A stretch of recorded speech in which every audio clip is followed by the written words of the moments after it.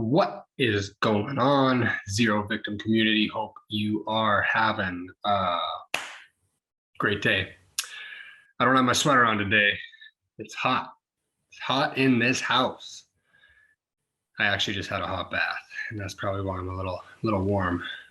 Too much information. Anyway, in this video, what we're going to be talking about is a meal schedule throughout the day. And this is to give you an idea on how to plan your meals throughout the day, because when you're working out, you definitely want to keep a lot of fuel in your system, meaning you want to eat a lot of food, and you want to eat a lot of the right food, right? You don't want to eat garbage, because what you put in your body is directly how you're going to feel.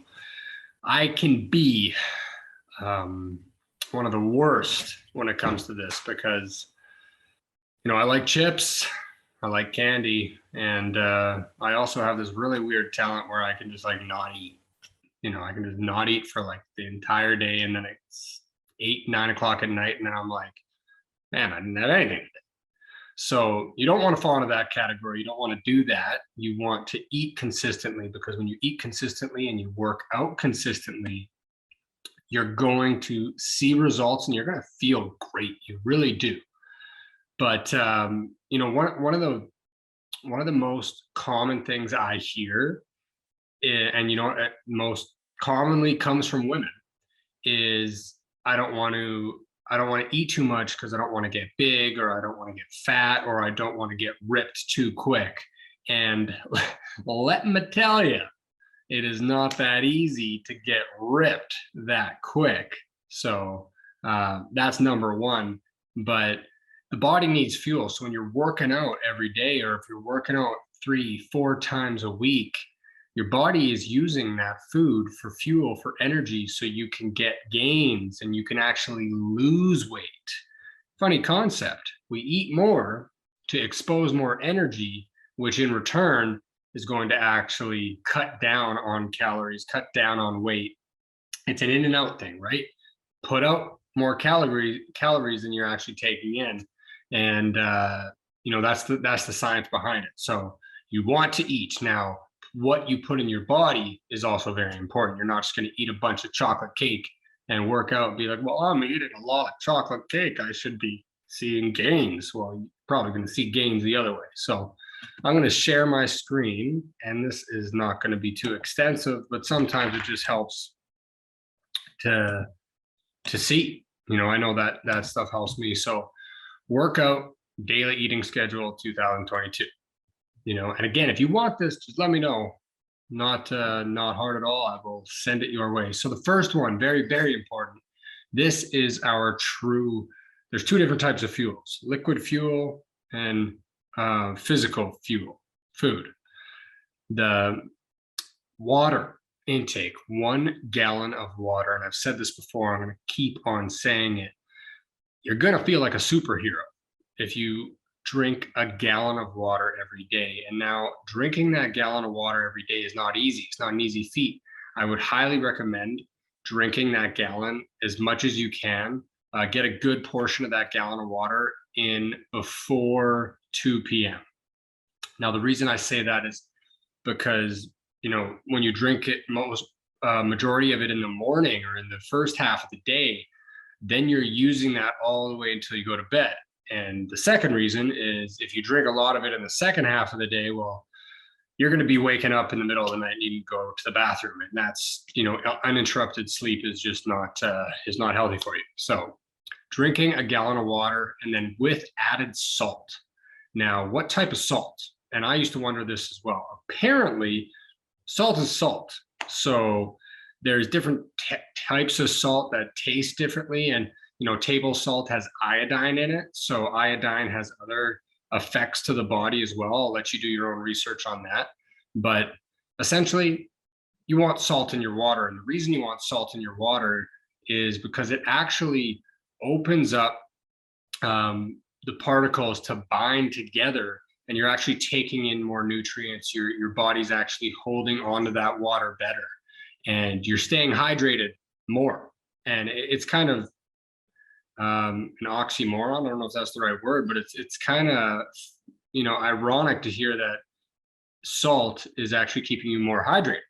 So obviously you don't want to just eat a bowl of peanuts, but having that salt will actually help the molecules and the water molecules bind to your muscles and to your body that much more. So definitely add salt. And I use LMNT right now, and just ordered some as well. I'll post a link to their website. And I'm not an affiliate. I don't have a link. I'm not making any money off of that. But that's who I'm using. So, all right, got the water out of the way. Next, you're going to want to schedule your protein shake, your post-protein shake after you work out. So, and I would say a big meal. So if I'm working out at 8 a.m. in the morning, I'm going to have, as soon as I'm done my workout, I'm going to then have a post-workout shake. And then while I'm having that shake, I'm going to try and get my breakfast going on at the same time. So I have my shake and I'm eating a big breakfast, bacon, eggs, and avocado. I'm trying to stay away from bread these days as much as I can, or that's at least a goal. I love bread. But it has its downsides. The gluten, it slows you down. Taking bread out will definitely help you reduce in fat, and you'll clean up. You'll get more cut. Taking gluten out of your diet, that's what that's going to do. Then meal number 2, a protein salad. So that's going to be salad, lots of greens, lots of vegetables, and then maybe a piece of chicken breast, or a piece of steak, piece of lamb chop. You can mix those together, and it's a really, really great meal, high in protein, high in nutrients.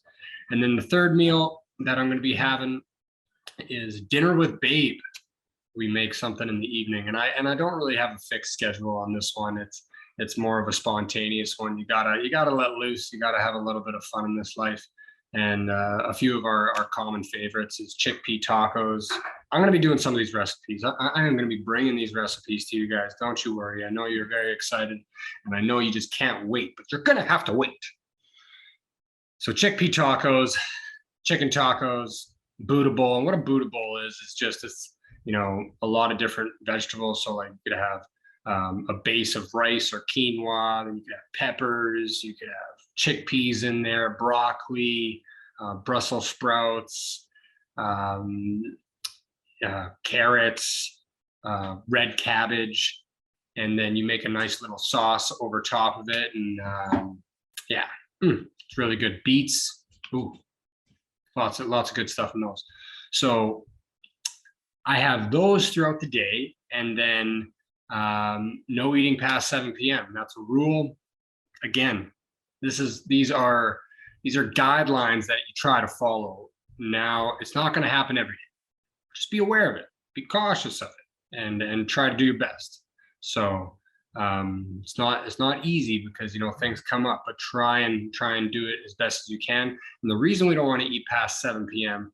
is because it takes energy for our bodies to break down food, and we really want our body to be resting when we're sleeping, and maximize that sleep and maximize that rest, because we're healing, our muscles are healing, we're growing. And the better rest we get, the better results you're going to see when you're actually in the fitness room and you're hitting the grind.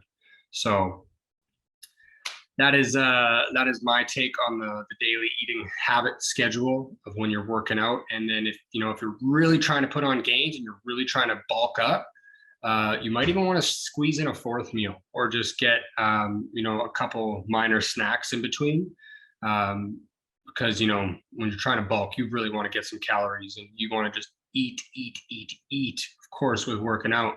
But again, it's really going to depend on your goals. But that is my take on it. That's what I'm shooting off this 2022. Let me know what you're doing. Would definitely be interested to hear. But I appreciate you stopping on by. Have a great rest of the day, and we will see you tomorrow. Peace.